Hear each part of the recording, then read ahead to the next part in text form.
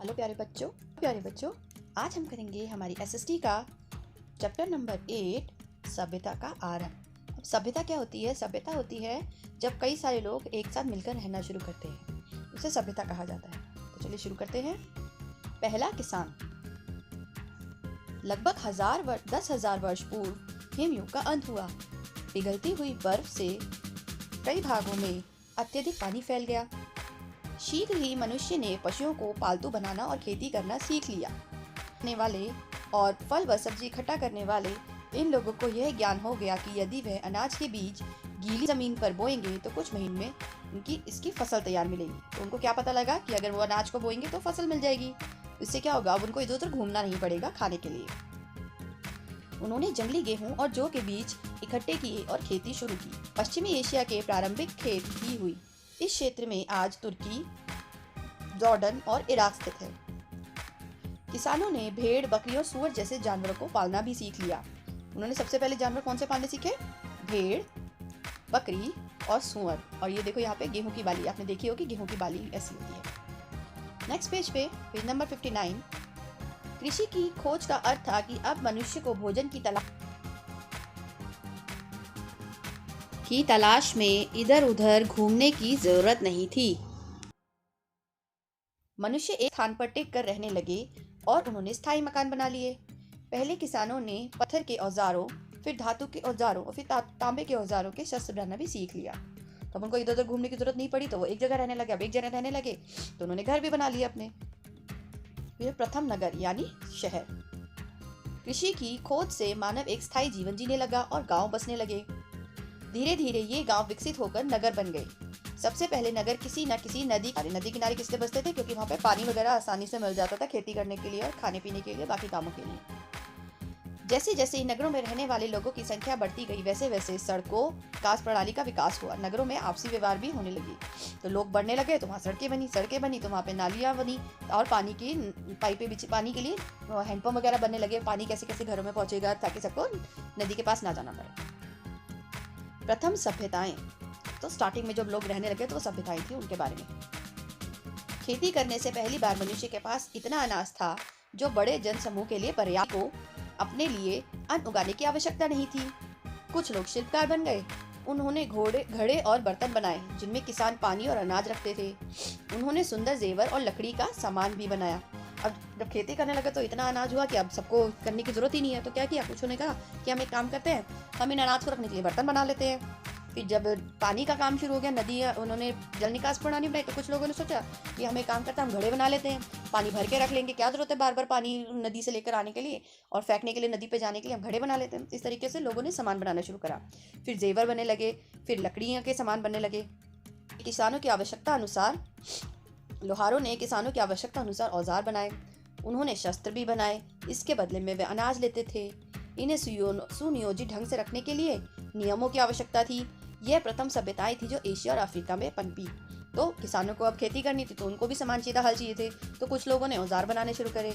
अब उसके साथ फिर अपने आप को सुरक्षित भी रखना था। सारे लोग एक साथ रहते थे, जंगलों से जानवर आते थे, तो उन जानवरों से सुरक्षित रखने के लिए औजार भी बनाने पड़े। तो फिर क्या, औजार देते थे और उसके बदले में अनाज लेते थे। जैसे हम पैसे करते तो पहले पैसे नहीं होते थे, बार्टर सिस्टम कहा जाता है। पहले अनाज दिया जाता था। अगर आपको एक हथौड़ी चाहिए तो उस हथौड़ी का मूल्य था कि आप उसके बदले कितना अनाज दोगे। 1 सेर अनाज, 2 सेर अनाज, 1 कटोरी अनाज, 2 कटोरी अनाज, इस तरीके से होता था। तो जो सबसे पहली सभ्यताएं थी वहाँ कहाँ पे बनी? एशिया और अफ्रीका में।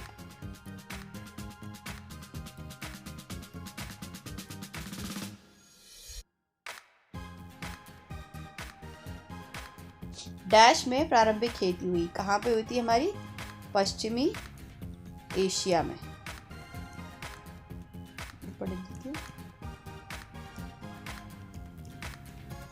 पहली रोटी बनाने के लिए अनाज को पत्थर से पीसा गया था। तब भी चक्की नहीं बनी थी, तो पत्थरों से पीसा गया था।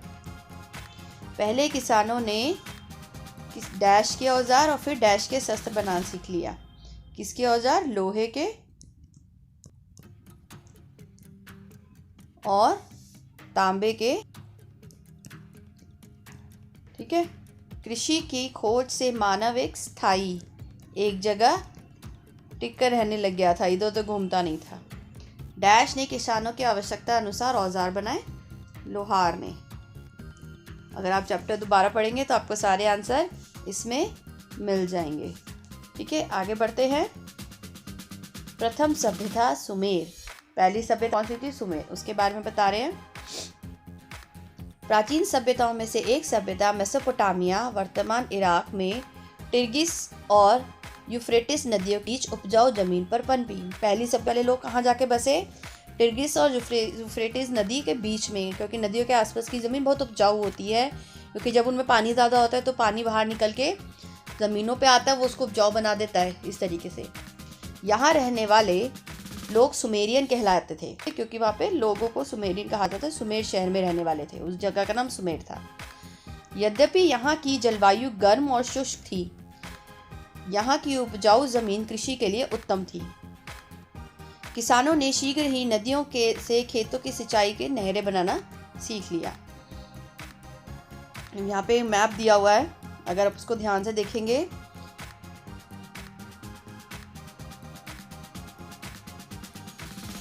ये इंडिया है हमारा। यहाँ पे इसके पश्चिम में ये तो पहली जो है हमारी मिस्र की सभ्यता नील नदी के पास, येरी नील नदी यहाँ पे है।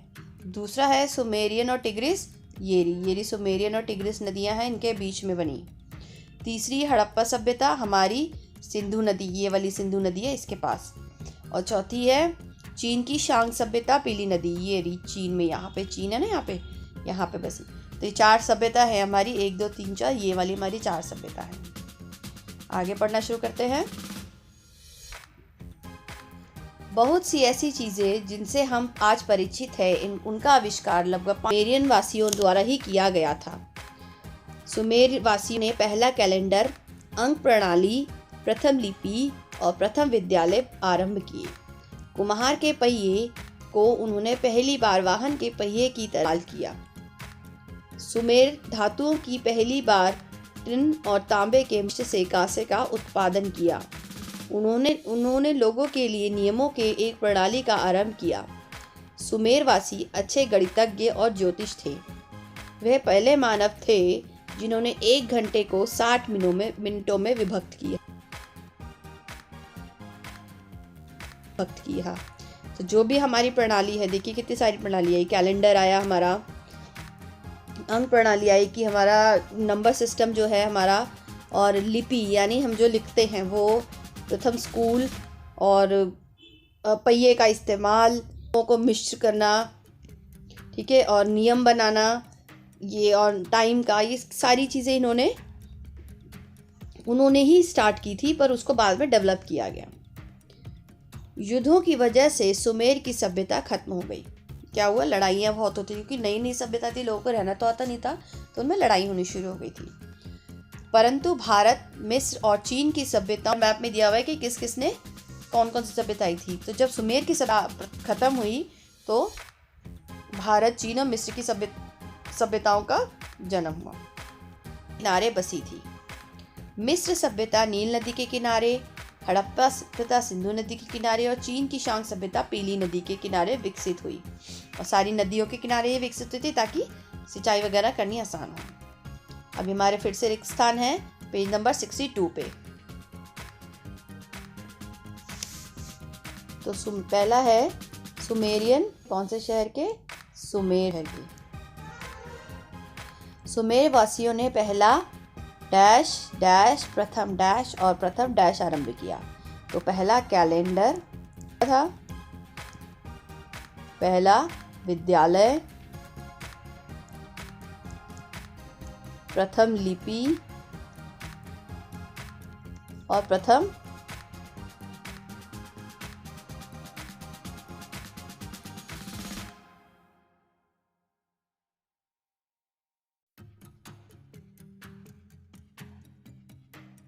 प्रणाली भी उनकी थी कि हमारे पास रूल्स होने चाहिए। सुमेर धातुकारों ने पहली बार डैश और डैश के मिश्रण से कांसे का उत्पादन किया। कौन कौन से? टिन। ये सारा आपको बुक में मिल जाएगा अगर आप लेसन अच्छे से दोबारा पढ़ लेते तो। सुमेरवासी अच्छे डैश और डैश थे, अच्छे गणितज्ञ, ज्योतिषी।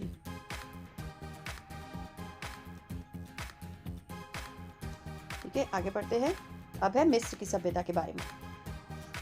प्राचीन मिस्रवासी पीने के पानी और सिंचाई के लिए हर वर्ष नदी में बाढ़ आती थी।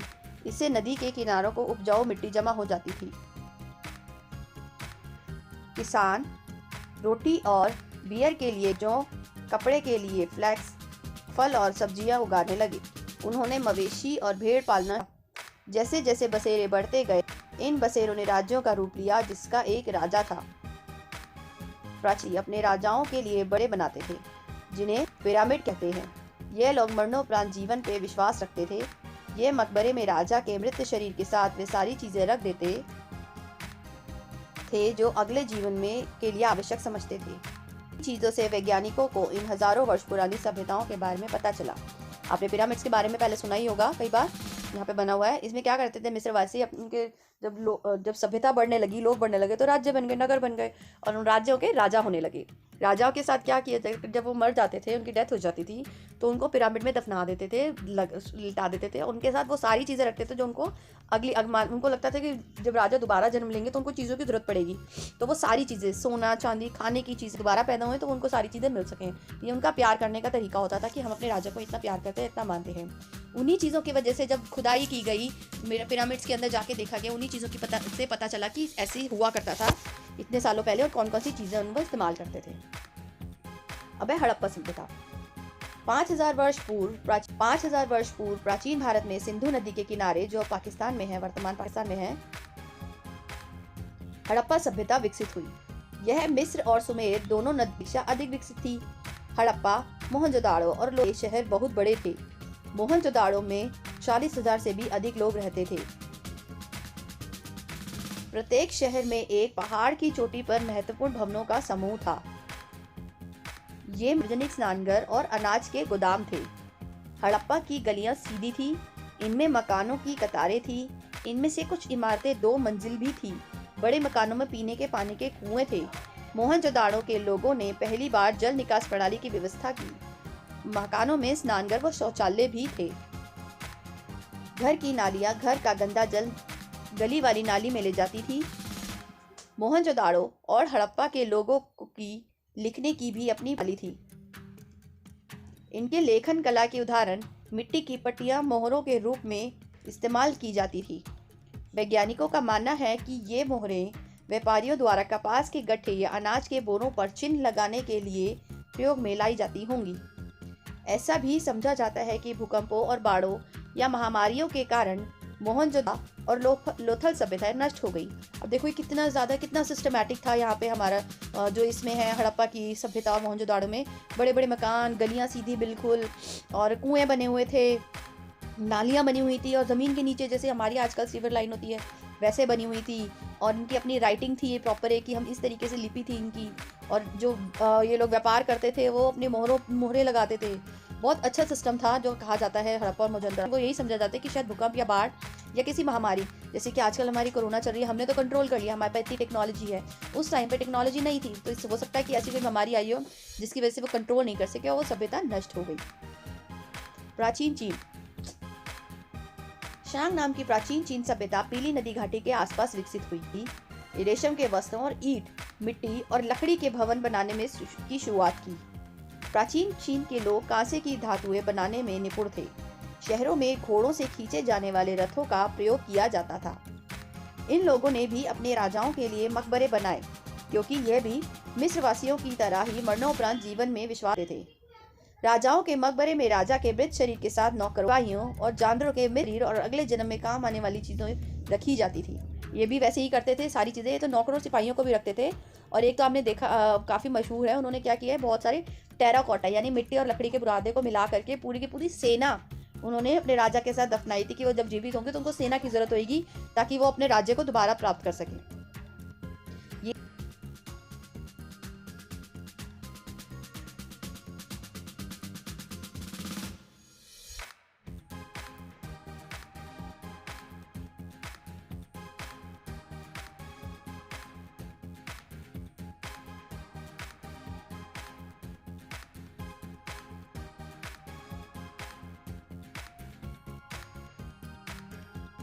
ये हमारा चैप्टर था बेटा। अभी क्वेश्चन आंसर शुरू हो गए हैं सारा। हम ये हम अगली क्लास में करेंगे। ठीक है बेटा, हैव अ गुड डे।